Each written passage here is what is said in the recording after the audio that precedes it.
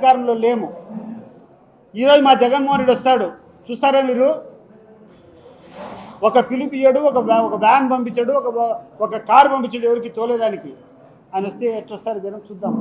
అది ప్రజాదరణ అంటే. ప్రజాదరణ అంటే ఇక్కడ ఈ ప్రాంతం వాసులకు కానీ ఈ రాష్ట్రానికి కానీ నువ్వు చేసేటువంటి సహాయము, ఈ ప్రజల్లో కష్టాల్లో నువ్వు చేసేటువంటి కాంట్రిబ్యూషన్నే తీసుకుంటాడు తప్పితే ఈరోజు జనంతో ఏమొస్తుంది చెప్పు?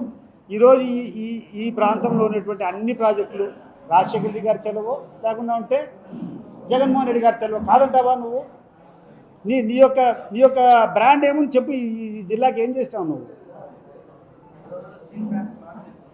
అదే నేను స్టీల్ ప్లాంట్ గురించి స్టార్ట్ చేస్తామని ఈ 1 ఇయర్ ఏమైంది? ఈ 1 ఇయర్ ఎందుకు స్టాప్ చేశారు నువ్వు? ఈ 1 ఇయర్ స్టాప్ చేయాల్సినటువంటి అవసరం ఏముంది? ఇక్కడ కడపలో ఉన్నటువంటి సెజ్ ఒకటి శాంక్షన్ అయింది, దానికి జీవో ఒకటి ఇచ్చినారు. ఇక్కడ తీసుకొని ఇక్కడ ఉన్నటువంటి సెజ్ని తీసుకొని వచ్చి అమరావతికి ట్రాన్స్ఫర్ చేస్తున్నామని మీరందరూ చూసింటారు. అది